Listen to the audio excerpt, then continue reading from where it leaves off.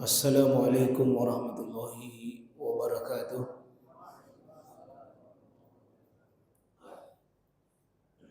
Alhamdulillah alladzi asra bi 'abdihi lailan minal masjidil haram ilal masjidil aqsa. Wa kama qala Allah subhanahu wa ta'ala fil Qur'anil azim. A'udzu billahi minasyaitonir rajim.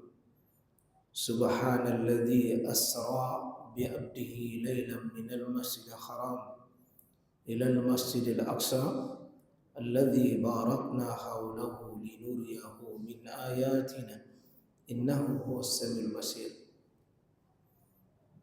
Wa asyhadu an la ilaha illallah al-wahidul qahhar wa nashhadu anna Muhammadan abduhu wa rasuluhu sayyidul abrar sallallahu alaihi wa alihi wa sahbihi wa mawala.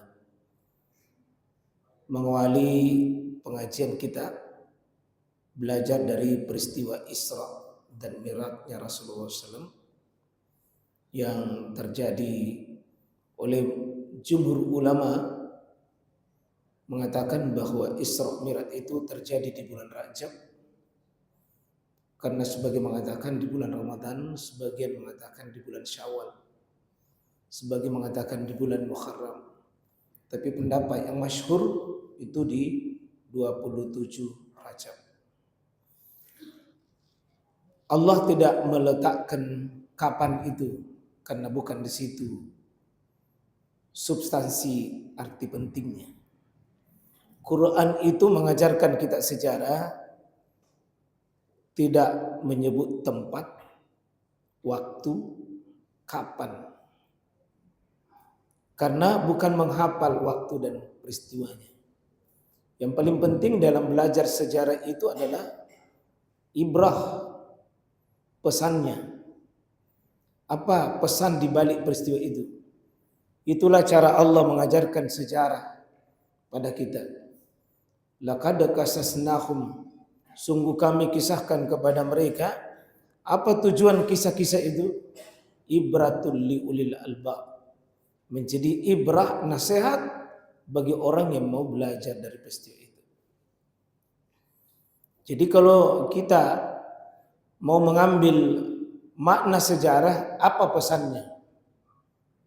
Apa hikmah di balik itu? Kalau sekedar mengetahui kapan peristiwa, pelakunya, tempatnya, tahunnya,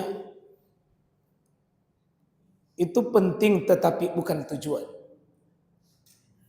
Rasulullah SAW Isra dan Mi'raj, kita ketahui bahwa perjalanan suci, perjalanan mulia Rasulullah SAW itu oleh-olehnya adalah salat. Dan ini menunjukkan bahwa perintah salat itu perintah penting.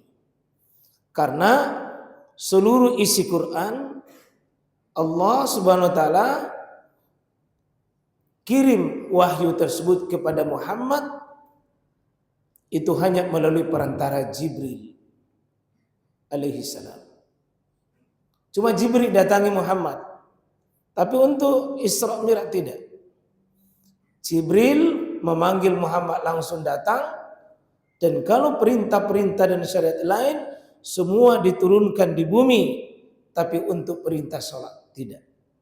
Salat diterima di langit, dan ini menunjukkan bahwa salat itu urusan istimewa. Saya ingin sampaikan di mukadimah pengajian ini, kalau Allah istimewakan salat, maka orang beriman itu menganggap penting apa yang Allah anggap penting. Mengistimewakan apa yang Allah istimewakan. Artinya mengerti apa maunya Allah Subhanahu wa taala. Salat itu penting. Maka berikan waktu-waktu kita. Jangan waktu sisa-sisa kita kasih itu salat. Ada orang salat nanti di sisa-sisa waktu, sisa-sisa tenaga, sisa-sisa pikiran, akhirnya salatnya sulit mendapatkan kehusyuan karena sisa waktu, sisa tenaga, ya sisa kesempatan, sisa kesibukan. Kalau perlu mari kita sibuk dengan salat. Mari kita keluarkan energi untuk sholat. Mari kita fokus untuk perhatian dengan sholat. Nah itu belajar tentang sholat adalah belajar tentang urusan penting. Menghafal bacaan-bacaan sholat itu bacaan penting. Memaknai bacaan-bacaan sholat itu penting. Jamaah yang mulia rahmatullah Allah subhanahu wa ta'ala. Jangan sering mengatakan bahwa yang penting sholat. Yang penting sholat. Yang penting sholat. Yang penting sholat. Yang penting sholat. Tidak. Sholat itu penting. Bukan yang penting sholat. Berikan waktu terbaik tak? Karena itu Nabi mengatakan bahwa afdalus sholat, seutama-utama sholat adalah as-salatu ala waktiha. Sholat pada waktunya. Di hadis yang lain adalah fi awwaliha. Itu di awal-awal waktu. Jangan di sisa-sisa waktu. Jangan menjadi orang-orang an sholatihim sahun seperti tadi yang dibaca oleh Pak Imam kita.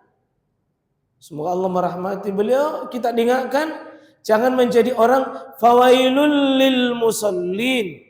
Celakalah orang-orang sholat. Siapa itu? An sholatihim sahun. Orang-orang yang lalai dengan sholatnya. Siapa orang-orang yang lalai? Lalai waktunya. Lalai bacaannya. Tidak karu-karuan. Lalai gerakannya asal-asalan.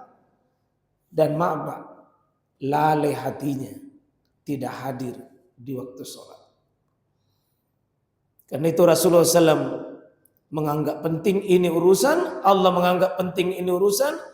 Sehingga kalau kita baca riwayat para nabi dan rasul, Pak, semua nabi dan rasul itu berikan kurikulum kepada keluarganya, kurikulum tentang sholat. Nabi-nabi itu Pak menyuruh keluarganya untuk menegakkan sholat. Doa-doa Nabi dalam Al-Quran itu Pak, doa terbanyak, Rabbi ja'alni muqimas shalah. Jadikanlah saya wa min zurriyati, dan orang-orang yang menjadi keturunanku itu adalah orang-orang muqimas shalah. Orang-orang yang mencintai sholat. Perhatian dengan azan. Sebelum waktu sholat dia sudah siap. Di rumah itu Pak, kalau ada anak-anak begitu sebelum azan, mereka sudah pergi ambil air wudhu. Anak-anak kecil. Dan mereka tidak disuruh lagi. Karena mereka anggap itu urusan sholat itu urusan penting. Jangan Pak, mohon maaf, ada saya lihat sebagian orang sudah azan masih HP. Lalu mengatakan, baru azan. Begitu iqamah, baru iqamah. Begitu sudah iqamah, masih panjang waktu. Begitu habis waktu, karena tahu di jokareng Allah Ta'ala, besok. Kapan Pak kita bisa benar kita punya sholat? Mari Pak, ada penegasan Nabi SAW. Allah mengatakan bahwa fakhalafa min ba'dihim khalfun ada'us shalah. Penghuni bumi ini yang paling jelek suatu saat kata Allah adalah yang meremehkan sholat, yang menyia-nyiakan sholatnya. Beri Pak perhatian waktu kita. Beri perhatian waktu kita. Mohon maaf Pak, yang sembarang pilih menantu kalau dia tidak sholat. Tolong sedikit sedikit bertanya, di mana masjidnya? Di mana sholat, tempat sholatnya? Siapa laki-laki, mohon maaf Pak, kalau laki-laki tidak lengkap 3 langkahnya, mohon maaf, laki-laki kurang sempurna. 1, dia tidak punya arah ke tempat masjid. Laki-laki yang tidak mengenal tempat ke masjid, mohon maaf, laki-laki tidak sempurna. Yang kedua, maaf, kalau laki-laki masih normal, masih muda, tidak sempurna kalau dia tidak punya tempat mencari penghidupan. Karena laki-laki itu Pak, ada tempatnya bekerja. Pada waktu tertentu. Karena mungkin ada nanti waktu tertentu dia sudah belum bekerja. Atau sudah berakhir bekerja. Tapi harus ada tempat itu. Yang ketiga, ada tempat kembali sesudah bekerja. Itu rumah. 3 ini Pak. Laki-laki ada tempat istirahatnya, itu rumahnya. Ada tempatnya kerja banting tulang karena dia menopang rumah tangga. Dan pasti laki-laki itu bermasalah, Pak. Dia punya tempat kerja, dia punya penghasilan, dia punya rumah, tapi tidak punya waktu ke masjid. Bermasalah hidup. Bermasalah hidup. Oh maaf Pak, yang bangga dengan anak-anak tak yang sudah S1, S2 berulang-ulang sampai S3 tapi dia tidak sholat. Sampai Nabi mengatakan dalam hadis Imam Muslim, bainal mu'min wal kufur tarkus salah. Mau melihat perbedaan orang kafir dengan orang beriman. Mau lihat bedanya orang kafir dan beriman. Tarkus salat. Kalau ada orang berani meremehkan salatnya, Pak, tinggalkan salatnya. Jangan ragu tentang bermasalah imannya. Bermasalah imannya. Mari semiskin-miskinnya kita, sekurang-kurangnya kita, tapi masih punya perhatian dengan salat, itu masih bagus. Saya tutup di pengantar ini, Rasulullah SAW diperjalankan khusus oleh waktu khusus, tempat khusus untuk dia bisa menerima perintah salat. Ketika Rasulullah SAW meninggal istri beliau, meninggal paman beliau, dua manusia ini sangat menentukan perjalanan hidup Rasulullah. Ketika meninggal, Nabi sedih, dan karena kesedihan Nabi inilah Nabi dihibur. Hiburannya Rasulullah, Pak, start Masjidil Haram Mekah, Masjidil Aqsa Palestina. Maka antara Mekah dengan Palestina masjid. Artinya apa? Kalau ada masalah, ambil ketikar saja datang, tersungkur ke sujud, itulah obat yang paling terbaik. Kalau punya masalah, coba datang kepada Allah, kasih hina diri tak, kasih dibawa kepala tak, kasih naik tempat pembuangan tak, mengeluki sama Allah. Disitulah kenikmatan akan turun. Itulah Rasulullah diajari salat, Masjidil Haram sujud, Masjidil Aqsa sujud, langit pertama sujud, langit kedua sujud, langit ketiga sujud, langit ketujuh sujud, pulang ke masjid tetap sujud. Hidup ini wajib ada waktu sujud. Itu saya kira pengantar, Pak. Kalau mau undang kebahagiaan di rumah, bermalam di rumah saya kasih tahu. Mau jadi sholat, kalau tidak mau sholat jangan. Saya tidak mau rumah saya dimasuki oleh orang yang tidak mau sholat.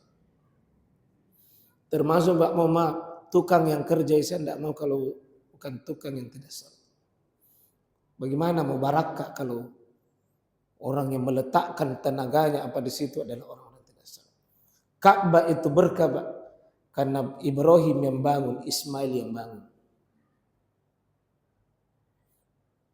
Itu pengantar kita. Saya undang kembali yang pekan lalu itu 5 orang yang bermasalah. Yang 5, yang imam mana yang lalu imam? Ya, silakan Fadal sini. Jadi mohon Pak, ini imam itu orang pilihan di sebuah masjid. Dihormati itu imam, dan di situ makin duduk sebentar dulu. Ada doa Nabi untuk Anda ya sebagai imam. Allahumma arsyidil a'imma, ya Allah, bimbing dan pandu hidupnya orang yang menjadi imam di masjid. Itu doa khusus Nabi, Pak. Sedangkan yang muazin tadi, mana muazin? Anda didoakan juga oleh Nabi. Apa doanya Nabi SAW kepada orang menjadi tukang azan? Allahumma gfir lil muazzin. Gugurkan dosa-dosanya orang menjadi tukang azan. Dua profesi ini, Pak. Profesi mulia, imam dan tukang azan. Tapi ada yang mulia, Pak. Ini kerja, ini kerja. Orang mengeluarkan satu debu dari masjid, itu Nabi doakan, semoga dibangunkan rumah sebelum dia mati. Ini yang tukang sapu masjid, Pak. Sebelum mati itu sudah didoakan, dia sudah punya rumah di surga. Selama tidak more-more orang kalau kotor. Kerjakan seperti itu tukang kebersihannya Masjidil Haram. Nah tunggu mentong lihat buang sampah. Kayak kapan nak buang ini saya dapat pahala. Kapan nak buang ini saya dapat pahala. Tidak pernah marah sedikit pun, tidak pernah marah. Kerja, kerja, kerja. Ikhlas, ikhlas. Kalaupun digaji, itu urusan kedua. Tapi tugasku bekerja, ikhlas. Adapun soal gaji dan tidak dapat gaji, Pak, itu urusan kedua. Tabek makmumnya yang 4 orang, mohon izin bisa saya undang naik 4. Naik sini nak, sini dulu. Sini Ki. Ya. Naik Ki di sini nak, naik Ki. Ya, 4. Ya. Masya Allah. Di situ makin di garis situ. 4 ini insya Allah sebagaimana doanya Nabi Sallallahu Alaihi Wasallam kepada anak muda pada zamannya, doanya kepada Abdullah ibnu Abbas menjadi ahli takwil, Pak. Itu Abdullah ibnu Abbas cerdas luar biasa karena doanya Nabi, Pak. Doanya Nabi kepada Abu Hurairah tidak pernah dia lupa selama Nabi sudah bentangkan selimutnya diselimutkan kepada Abu Hurairah lalu didoakan. Dan Abu Hurairah itu, Pak, sesudah doakan Nabi tidak pernah dia lupa. Ya, 3 saja ya. 3 ya. Saya kira 4. Mana makmum lagi 1? 3 ji memang. 4 seingat saya. Oh tidak hadir. Ya. Ya. Enggak apa-apa. Tapi ini nanti sebentar tugas kita bukan lagi suka melombai. Bukan lagi suka terlambat. Tapi semua perangkan dirinya menjadi makmum yang benar. Menjadi makmum yang benar ini, Pak, ada 6 hadis yang saya sudah kumpul bagaimana seorang makmum itu benar di belakangnya imam. Ya. Yaitu innama ju'ilal imam liyutamma bih. Imam itu diangkat untuk diikuti. Sebentar antum praktekkan, antum jadi imam, ini makmum tak 3, coba diatur. 3 orang Ki. Tapi menjadi makmum yang benar. Kita. Nah, tidak ada lagi yang lombai, pokoknya ikut. Syaratnya 1, jangan takbir kalau di sini belum takbir. Dan jangan juga tahu terlambat. Ya. Terserah pilihan gerakan kita mau pilih apa, tapi yang menjadi standar sekarang antum jadi makmum ikuti imam, bukan lombai, bukan selisih, bukan samai, tapi ikut. Coba diatur safnya, coba imam kasih atur. Jangan kita takbir kalau kasih rapat. Kasih rapat. Termasuk kakinya. Iya. Jadi baik. Salat subuh lah saja coba. Tidak usah kedengaran suaranya kecuali takbir saja. Dan samiallahu liman hamidah. Coba silakan. Allahu Akbar. Ya. Jadi, maka ini takbir adalah rukun paling penting. Tidak ada takbiratul ihram berarti tidak ada salat. Siapa yang takbir sebelum imam takbir, salatnya tidak dihitung. Jadi betul-betul mendapatkan bahwa kita ikut. Ya. Bisa diangkat kameranya supaya bisa diangkat kameranya, bisa ambil dari depan coba. Ya. Ya. Silakan ruku. Allahu Akbar. Ini jangan ruku kalau belum ada perintah Allahu Akbar. Allahu Akbar, Allahu Akbar, Allahu Akbar. Bar itu menjadi kode. Jangan bergerak kalau belum. Sekarang bangun. Sami Allahu liman hamidah. Dah yang menjadi perhatian. Sami Allahu liman hamidah. Begitu dah baru bergerak. Ada sebagian imam makmum Begitu imam sami Allah, goyang nih. Jangan. Bilang sami Allah. Sabar, sabar. Sabar. Ya, sabar. Sami Allah, tahan. Nanti bunyi da baru bergerak. Nah, coba kita berikut sujud. Allahu Akbar. Ya. Sampai kepalanya imam dibawa baru kita bergerak. Dengan ditandai bunyi takbir. Takbirnya ini adalah komando. Allahu Akbar, Allahu Akbar, Allahu Akbar. Begitu baru kita bergerak. Ya, bangun. Allahu Akbar. Maaf Pak, karena ada ini saya sering katakan ada makmum itu tidak sabar. Imam masih berdiri lurus begini, masih lurus imam begini, dia sudah ancang-ancang meme begini. Dan hatiku mau gimana ini? Ada imam makmum begini, nanu meme sarunna. Maksudnya siap-siap mi turun. Sabar saja Pak, sabar di atas. Nanti imam mengucapkan Allahu Akbar. Ada 6 hadis menyebutkan sahabat tidak ada mau membungkuk kalau belum sampai kepalanya Rasulullah di tanah. Jadi begitu sampai baru bergerak. Sekarang sujud.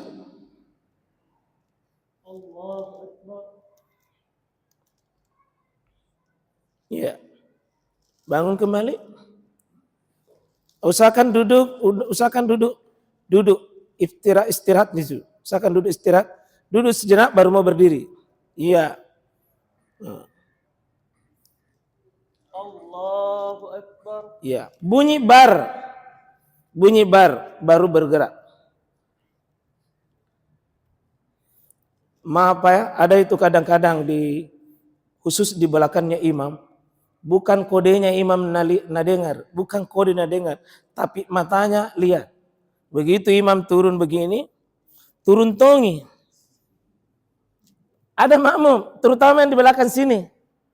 Bukan ucapan dia dengar, tapi matanya bergerak. Kalau imamnya sudah begini tongi, ini makmum tidak sabar. Dalam hatiku, tunggu dulu, belum ada perintah. Sabar dulu. Tunggu. Begitu juga naik Pak.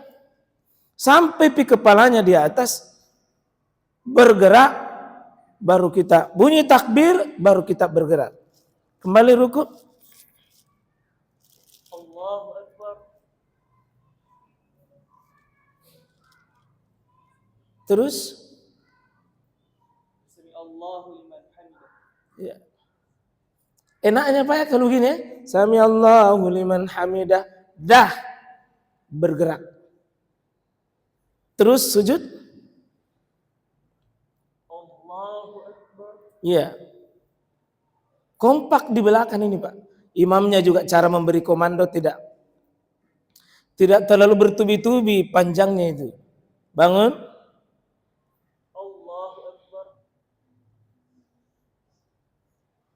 Terus Allahu Akbar.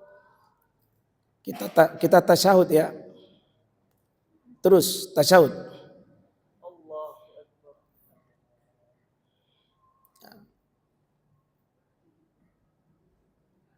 Beri salam. Assalamualaikum warahmatullahi.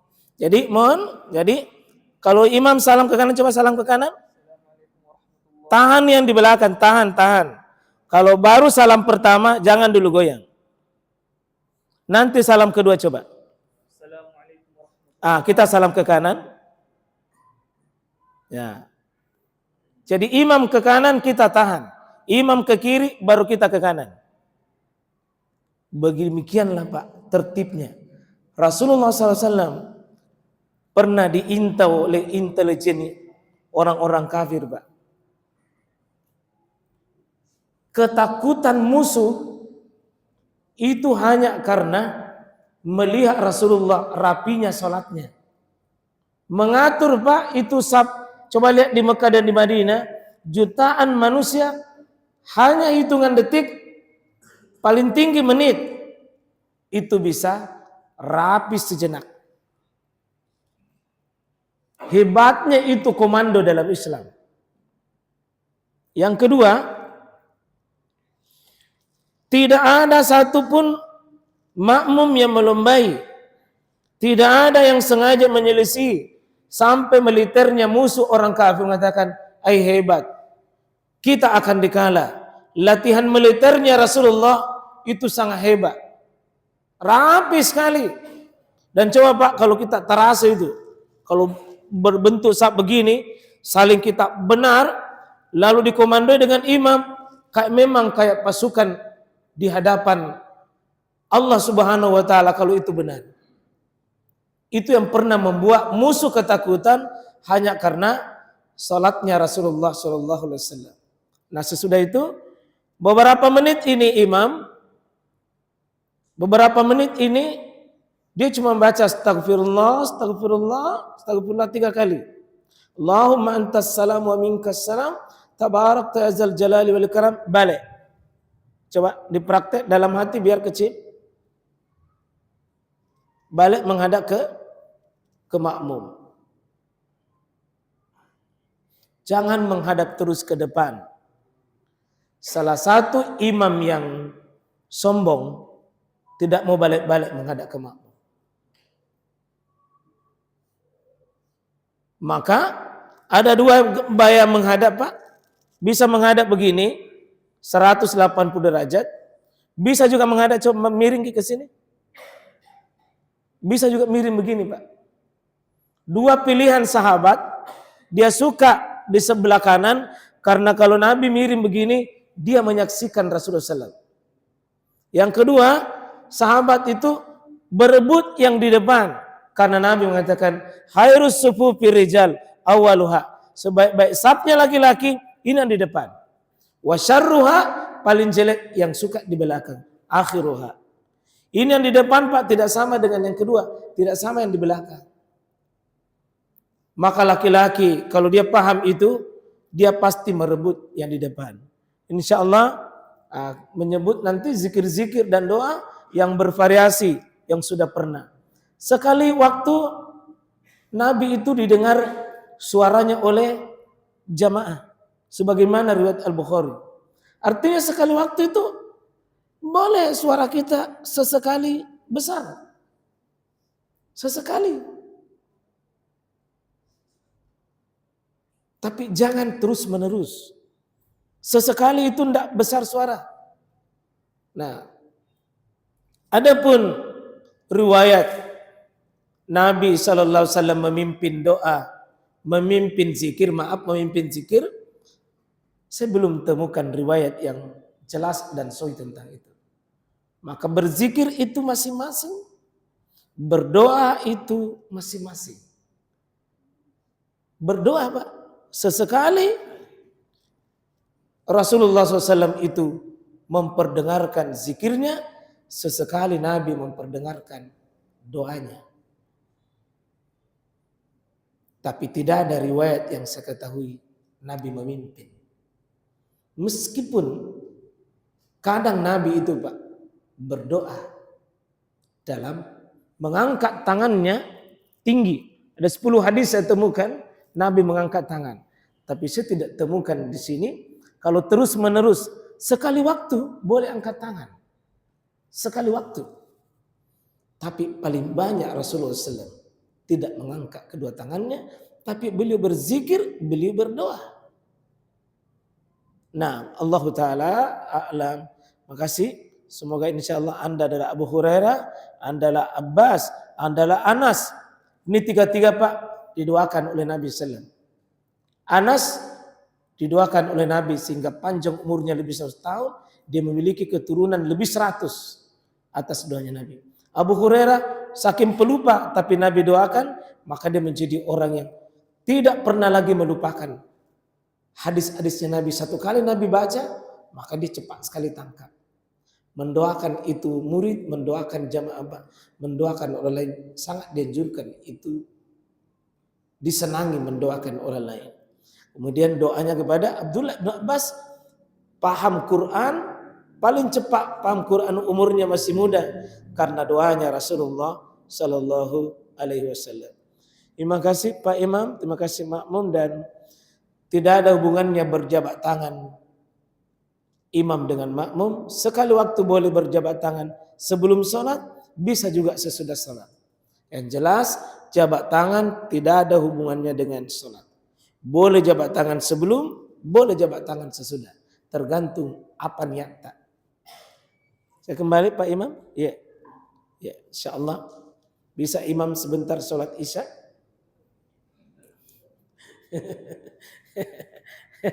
Baik, giliran tak Bapak, kalau ada yang belum diperjelas, silakan Pak Jitabe.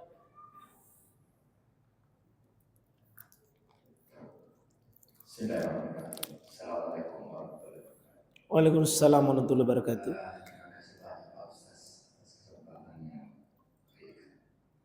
Ini ada tadi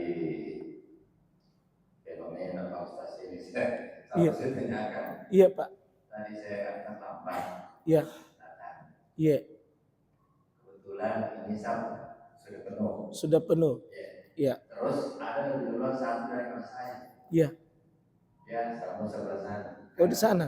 Oh iya. Sendiri di sana. Sendiri. Oh iya. Terus saya lari pulang sampai ke sini, baru kan mau angkat takbir. Di sini sudah ada banyak tangan. Iya. Lupa angkat takbir daripada saya terputus sampai di sini cuma 2 orang. Jadi saya lari ke sini. Iya. Nah itu jadi kira-kira seperti itu. Ustaz, apakah yang satu tadinya disalami bisa bergeser? Atau tadi kesalahan, apakah kesalahan sunnah apa namanya yang belakangan harusnya kan menyambung ke sana Pak Ustaz. Iya, iya. Kalau menurut saya. Iya. Ya.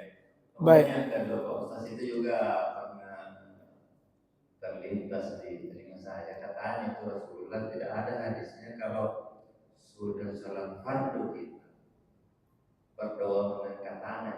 Iya. Rasulullah itu katanya. Iya. Baik. Iya. Baik. Baik. Waalaikumsalam warahmatullahi wabarakatuh. Yang pertama sudah full saf.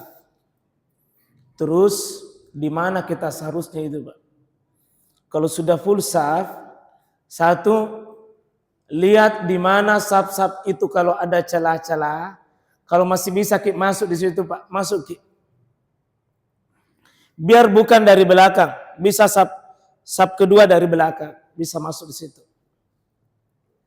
Itu hadisnya Nabi SAW, innallaha wa malaikatu yasilu, sungguh Allah dan para malaikat bersalawat kepada yasiluna saf, yang menyambung saf itu. Satu. Kalau tidak ada yang kosong, tidak ada yang kosong, maka dia boleh itu berdiri di sampingnya imam. Cuma di sini tidak ada jalan masuk, tidak ada jalan keluar, jadi di sini tidak terbuka. Sebenarnya Pak bisa jadi begini. Saya imam di sini misalnya. Kalau tidak ada tempat kosong di sini, bisa dia memilih kalau ada tempat dari situ, bisa di samping saya. Tapi kalau di masjid yang tidak belajar, baru ada orang persis dia tempat terlambat, nah langsung didalekan, insya Allah punna santri di kalaroi mako. Itu pernah Nabi lakukan bersama dengan Abu Bakar. Itu Nabi terlambat, dia berdampingan dengan Abu Bakar Pak. Dan itu juga Nabi SAW lakukan itu saat dengan Abdullah ibnu Abbas. Kalaupun tidak ada jalanan seperti ini tadi, tidak ada, maka kategori yang ketiga, tunggu-tunggui dulu. Kalau masih ada di kamar mandi di situ dilihat ada orang berudu, tunggui untuk kita bisa membentuk saf. Di mana Pak bentuk saf itu? Adalah di mana imam berdiri sejajarnya. Jika imam di sini, berarti di sana. Mau maaf Pak, tidak boleh membentuk saf dari samping. Saf kalau ada orang pintu dari sana, ada juga orang pintu sana, nanti masing-masing ada orang di sana juga. Akhirnya begini. Jadian di sana itu tadi itu yang berdiri sendiri, itu mohon maaf, tobat dan istighfar. Yang pelakunya tadi. Dan akhirnya Pak Haji hampir terpancing ke situ tongki, mengikuti yang salah Pak adalah sebuah kesalahan. Tapi seandainya tidak ada tadi di sini, di mana Bapak bagusnya, Bapak kasih tahu itu orang, bilang maaf Pak, pindah ke di sini. Boleh bicara sama orang sholat Pak, yang tidak boleh bicara adalah orang sholat sama orang yang tidak sholat. Misalnya, maaf Pak, bisa pindah di tengah. Tidak usah dia batalkan sholatnya. Jalan saja. Jalan saja. Kalau orang mengerti. Kalau tidak mengerti, kenapa ini orang sholat baru teman bicara? Bisa panggil, Pak minta maaf pindah ke di sini. Bisa Pak, dan jangan dibatalkan sholatnya. Nah, terus Bapak alhamdulillah ditolong, Allah menolong Bapak dengan munculnya orang. Itu bagusnya jangan langsung takbir, lihat orang yang ketika masih ada orang, oh di sini. Kecuali kalau ditunggu ini habis waktu, boleh ambil darurat. Apa daruratnya? Di belakang maki saya sendiri. Tapi itu darurat. Darurat itu. Kalau di belakang sendiri, itu namanya dimaafkan karena tidak ada alternatif lagi. Alternatif pertama, tidak ada kosong. Alternatif kedua tidak bisa. Alternatif ketiga tidak ada orang, maka menunggu apa di situ di belakang sendiri. Terus ada dua hadis Pak, hadis lemah, tidak bisa jadi pegangan. Tarik orang satu orang ke belakang. Tarik. Kan biasa itu orang Pak ya, kalau ada orang datang tidak ada, nah tarik ke belakang. Minta maaf Pak, hadisnya itu adalah hadis lemah, tidak bisa jadi rujukan. Apa kekurangannya kalau kita tarik? Pertama, itu namanya intervensi seseorang. Apa intervensinya? Dia saf ketiga, terus ditarik ke belakang menjadi keempat, tidak baik. Yang kedua, apa jeleknya kalau kita tarik? Yang seharusnya perintah mengisi saf yang kosong, begitu ditarik justru kosong. Sudah dua kerugiannya. Yang ketiga, hadisnya lemah, tidak bisa bersandar. Maka ada yang mengambil logika. Apa logikanya Pak? Begini dia. Kalau tidak bisa maju orangnya, begini saja ke kita. Baru mundur maki. Katanya sama aja hukumnya. Tapi tidak pernah ada hadis yang bicara tentang itu. Logika itu. Jadi insya Allah Pak, mudah-mudahan kita sudah bisa memahami kalau terlambat begitu caranya. Yang kedua tadi pertanyaannya Pak Haji Tabe. Doa Nabi dalam salat fardu. Kalau kita melihat Pak, seutama-utama berdoa itu adalah fikul liduburis salat. Salah satu doa yang paling utama adalah doa di akhir salat. Maka doa di akhir salat ini ada dua maknanya. Satu, sebelum salam, sebelum kita assalamualaikum, ada doa Pak. Itu berdoa ke di situ. Doa di akhir salat, yakni doa, ada yang pernah saya sampaikan 13 doa itu. Itu namanya doa sebelum salam. Ini makna satu dari sekian makna. Ya, doa di akhir salat. Akhir Pak, kenapa akhir? Kalau takbir itu awal, maka sebelum salam itu adalah akhir. Itu makna yang pertama. Makna yang kedua, di akhir salat betul-betul sudah salat. Maka mengamalkan doa ini bisa jadi dua-duanya Pak. Dan kita tidak perlu salahkan ini. Kalau ada orang yang sering berdoa, itu memahami bahwa sebaik-baik doa adalah doa di akhir salat. Jadi kalau ada yang berdoa begini, memahami. Ya seperti teman-teman kita dari Nahdlatul Ulama, bisa jadi ini pemahamannya. Kenapa dia berdoa sesudah salat? Karena sebaik-baik doa adalah doa di akhir salat. Makna yang ketiga, berdoa itu sunnah dan berdoa di akhir salat itu baik. Tapi doa yang dimaksud adalah doa seperti astagfirullah, astagfirullah, astagfirullah. Itu sudah doa itu, Pak. Allahumma antas salam itu doa. La ilaha illallah wahdahu la syarikalah itu doa. Maka Nabi tetap berdoa sesudah salat. Cuma keterangan mengangkat tangan ini memang butuh penjelasan rinci. Jadi kalaupun sesekali mengangkat tangan, Pak, tetap masuk pada kategori sebaik-baik doa adalah mengangkat tangan. Tapi kalau kita lihat contoh-contoh Nabi itu di Mekah dan di Madinah 23 tahun membawakan ini sholat, tidak ada riwayat bahwa Nabi itu mengangkat tangannya secara masyhur. Berarti yang paling utama tetap, Pak, adalah berdoa, tetapi khusus untuk sholat tidak dibiasakan terus-menerus mengangkat tangan. Tapi mohon, Pak, minimal kalau ada orang angkat tangan jangan dikatakan itu bid'ah, karena ini bisa menimbulkan banyak masalah. Ya, ada mungkin sesekali orang angkat tangan itu lebih bagus, sesekali tidak angkat tangan itu, Pak, itu yang bagus. Sesekali angkat tangan, sesekali tidak angkat tangan. Begitu barangkali, Pak. Terima kasih banyak. Ada yang lain?